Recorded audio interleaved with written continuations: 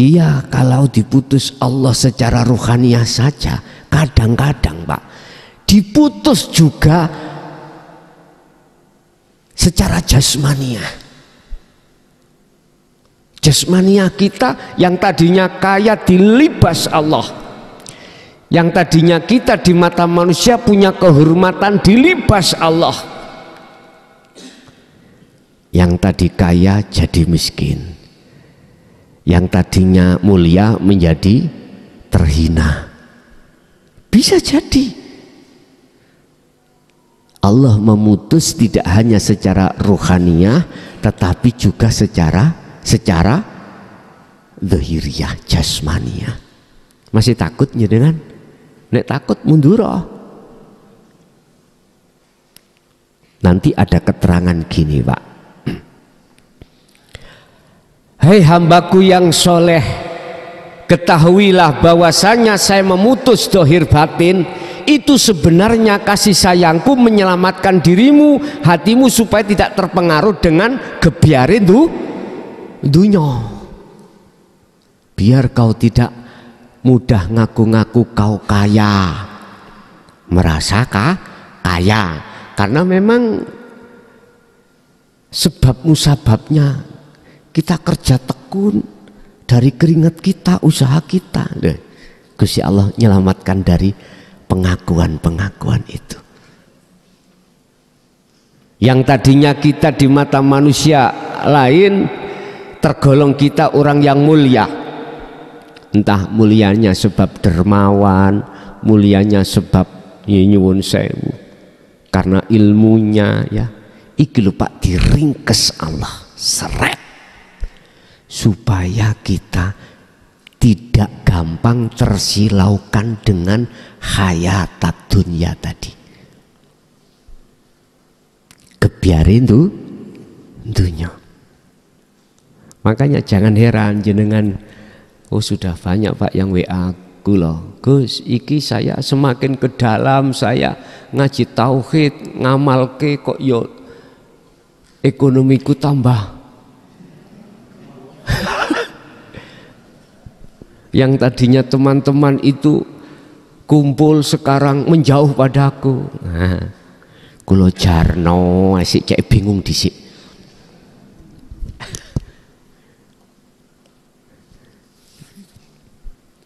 Mohon maaf, saya juga ngalami hal seperti itu Pak.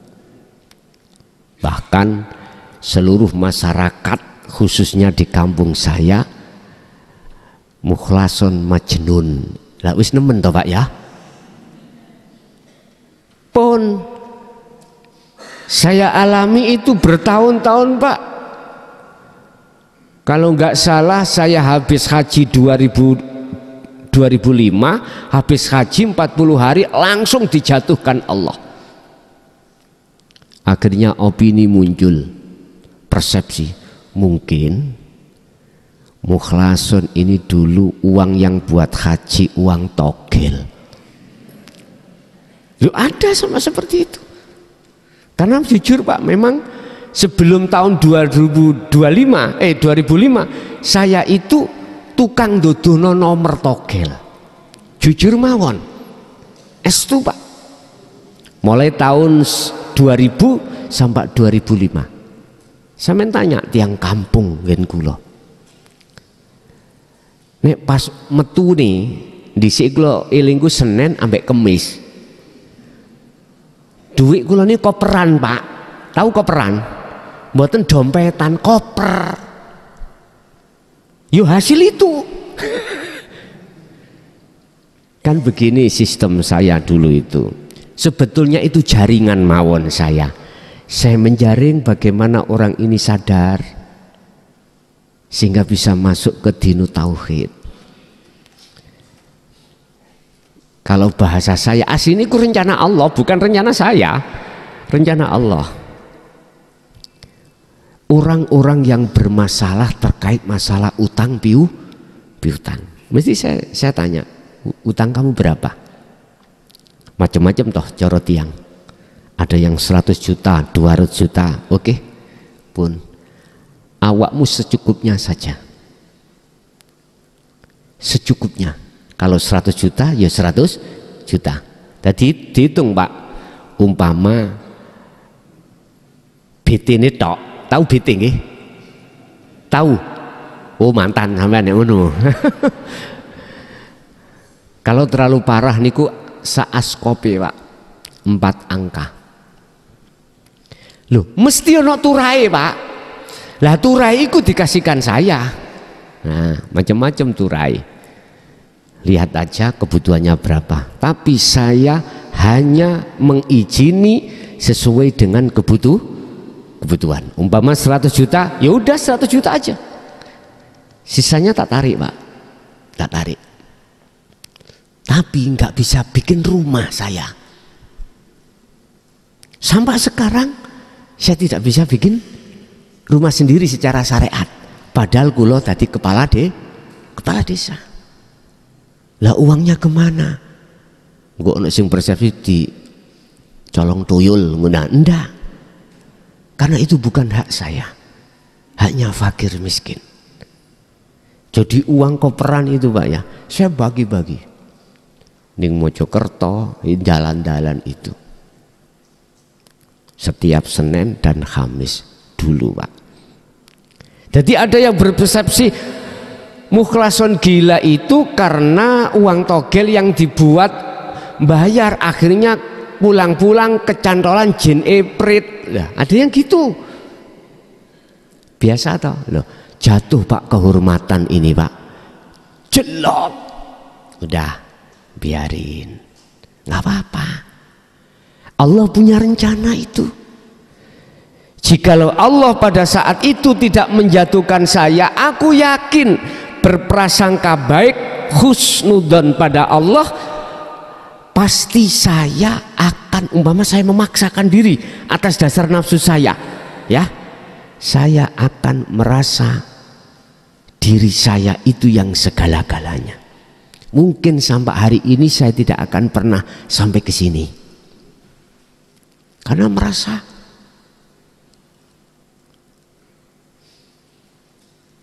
ingatlah, jangan khawatir manakala di antara Anda itu memang diputus Allah tentang anugerah dunia, jenengan ojo gelisah. Sudah, bagaimana gak gelisah Gus? Sembarang sudah habis, utang masih tiap hari ditagih orang. Gini caranya Anda biar tidak terpengaruh gebiarin dunya. Itu termasuk gebiarin dunya Pak. Jangan memandang dan meyakini yang datang itu makhluk. Anda harus yakin yang menguasai adalah Allah. Ayem sampean kok. Cukup sampean jawab, terserah jenengan. Saya belum bisa menyaur. Ya terserah jenengan. Udahlah Pak. Nek jenengan gak usah sampean tinggal melarikan diri, gak usah. Malah gak menjadikan masalah itu selesai. Sing parah niku Kang Bang Tidil niku. Gitu ya. Nekek pol niku. Sampai rumah kejual itu. Bang Tidil. Kalau bank resmi yang punya legalitas dari pemerintahan, nggih mohon maaf, mboten nemen. Makanya saya sudah katakan, kalau kau terlibat Bang Tidil gak kok sahur gak apa-apa. Yang penting kau punya nyali tinggi. Gak bisa dia memperpidanakan. Karena apa? Karena dia gak punya status hukum yang dilindungi oleh pemerintah lewat undang-undang. Gak bisa. Lah justru itu sampai tinggalin lah, bunganya lebih besar. Ya ini namanya nek. Makanya sing marung, sing nuku ojo pisan-pisan utang Bang Tidil. Bang Cilurut lho Pak. Sing nggawa tas nangane. Ana wong ya gini. Wis ndang lerenono awakmu, ndang lerenono. Ojo kerja ning kono, temen wis. Iku jenenge nulung tapi mentung yo. Nggih. Bapak Ibu hadirin jamaah rahimakumullah. Memang Pak, kita untuk memunculkan hati mingkol bin zahidin itu tidak mudah. Tetapi yakinlah, jikalau kau terus menerus mengasah dzikir tersebut, aku yakin akan jadi mudah. Disitulah awal Allah memfutuh kemakrifatan hati sampean pada Allah. Kalau sudah di situ wis tah, atiku mesti ayem, atiku mesti tatmainnul qulub. Allah sudah katakan, ala bidzikrillah, ingatlah hanya dengan mengingat Allah tatmainnul qulub, menjadikan hati mudah damai.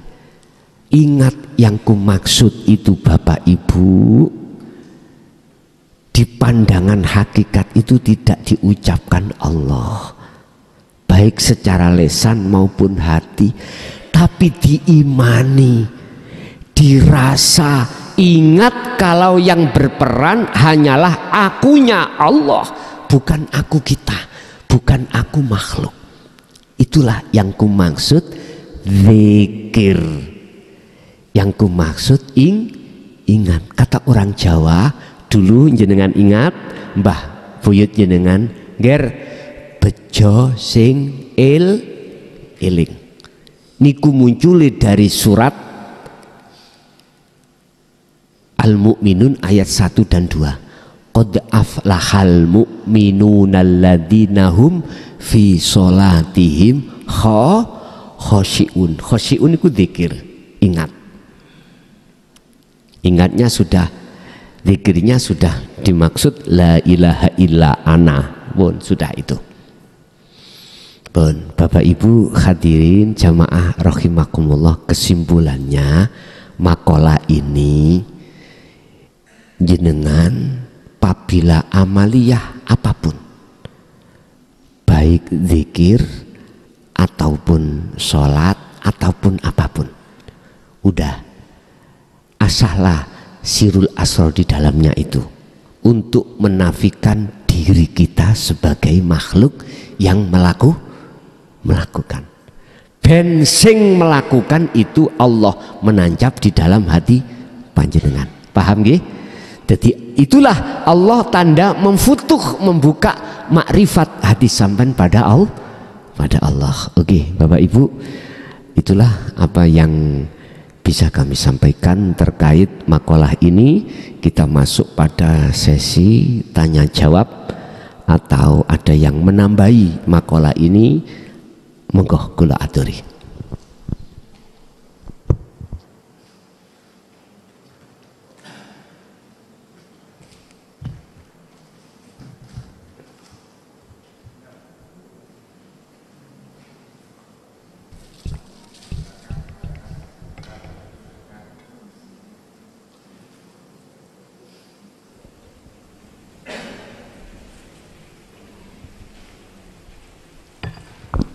Kali sedikit mawon pengumuman untuk Ramadan Pak, libur nggih.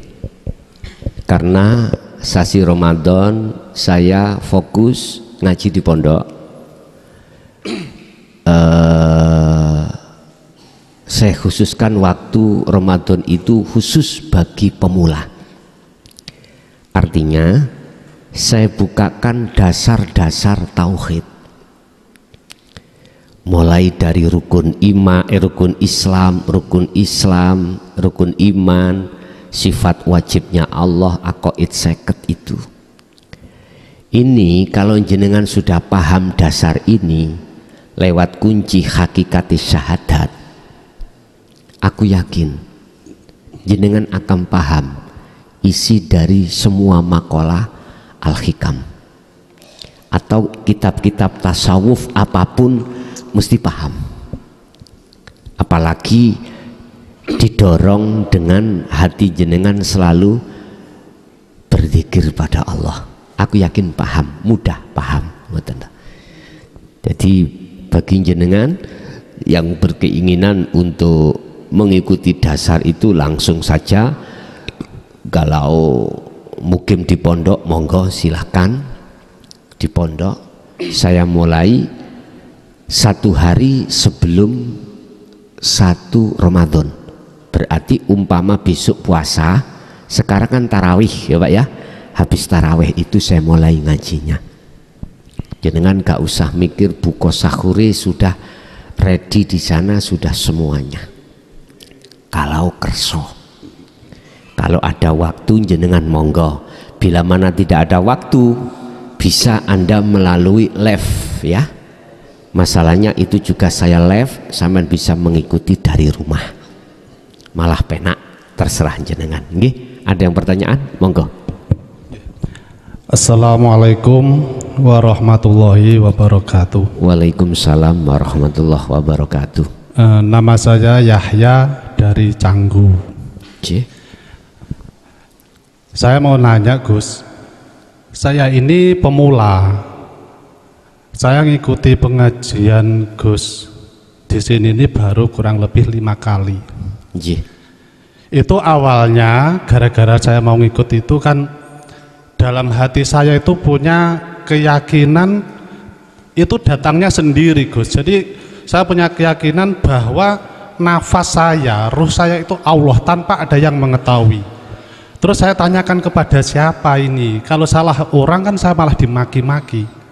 Setelah saya tanyakan ke beberapa orang, 3 orang kalau nggak salah, dia jawab, oh ya itu benar. Ya, terus itu? Dia menyarankan kamu ikut pengajian hakikat.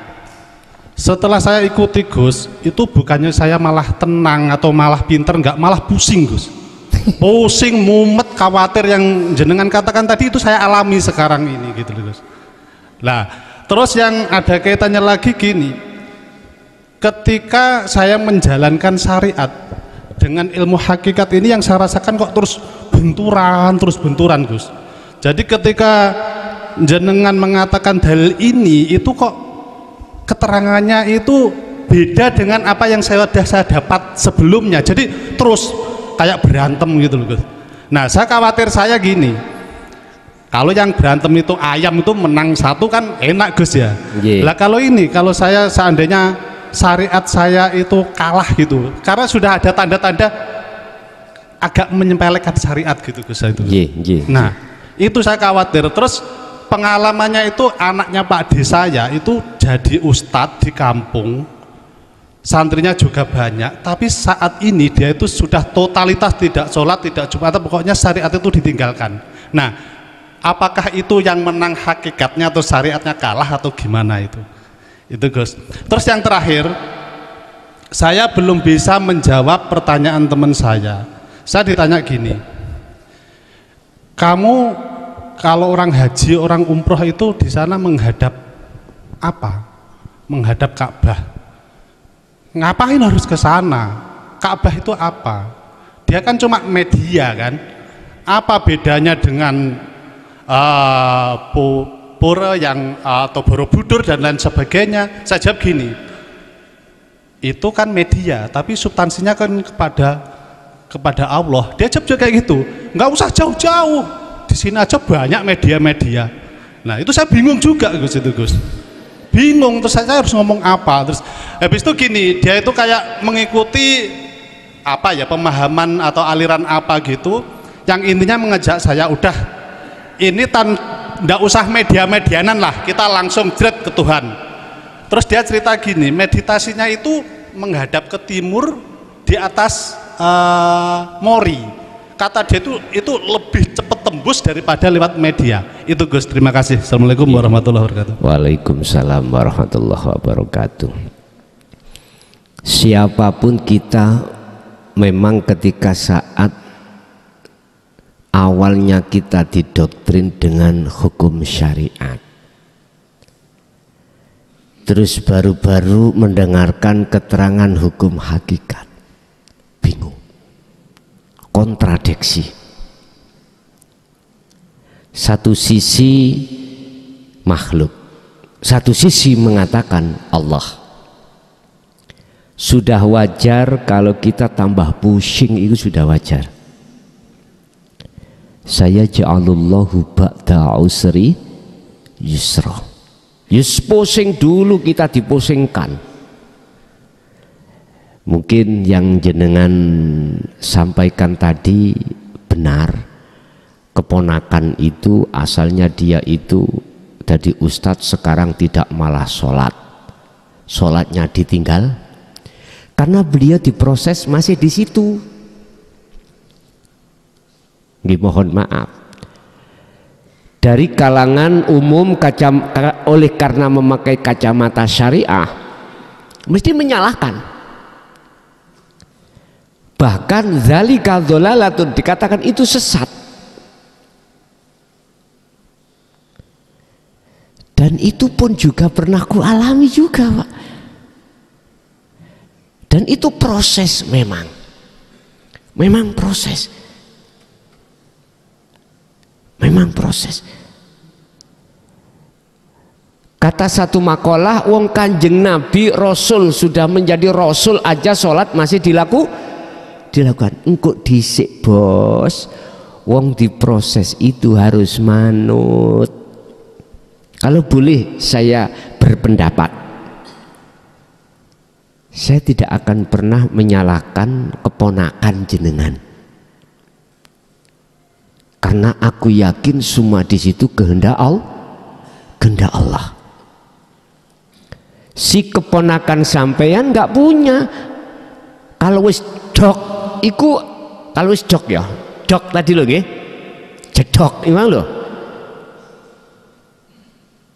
Allah sudah memfutuh kemakrifatan kita. Kalau saya katakan jedok, nggak akan bisa, kita akan menyalahkan, nggak akan mampu untuk menyalahkan. Bagaimana mungkin kita manusia yang sifatnya adam, tidak ada, sudah fana, bisa menyalahkan yang ada? Bisakah? Itu kalau sudah jedok loh Pak ya.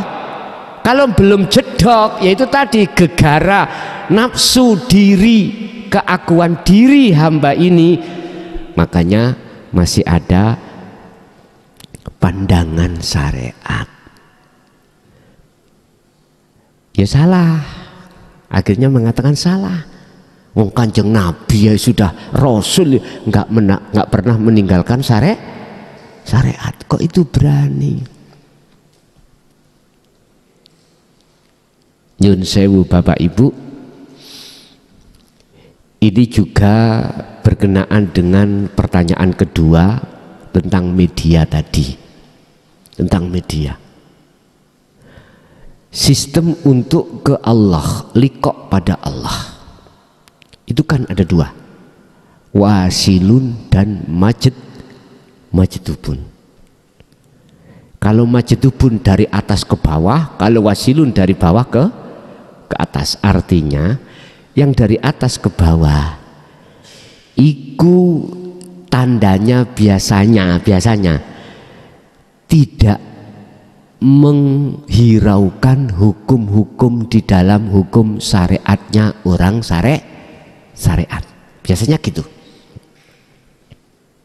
Karena apa? Dia punya pedoman lebih penting hakikat daripada syariat beliau-beliau itu. Kalau saya dimintai pendapat, saya nggak berani menyalahkan.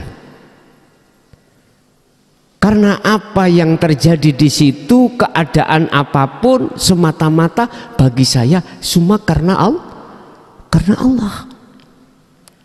Mungkin saya hanya bisa memberikan komentar yang agak lunak. Ya maklum, kita mengatakan lebih penting kebenaran hakikat daripada syariat. Karena syariat toh pada akhirnya kita tinggalkan. Hakikat ini yang nantinya kekal. Maklum, dia meninggalkan itu. Tapi kalau sistem wasilun lain lagi, dari bawah ke atas. Artinya proses syariat yo berlaku, thoriqoh yo berlaku, hakikat makrifat. Kalau sudah jedok, wis mesti kesimpulannya ngene. Kesimpulannya jais, wenang. Jadi nggak ada salah, nggak ada benar, nggak ada enak, nggak ada gak enak. Sifatnya cuman jais, wenang.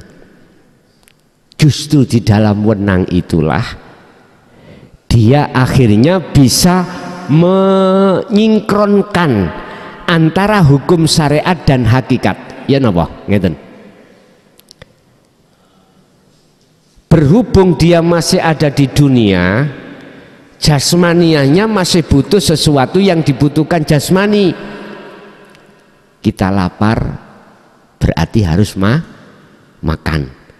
Tapi ketika makan, keakuan diri sudah tiada.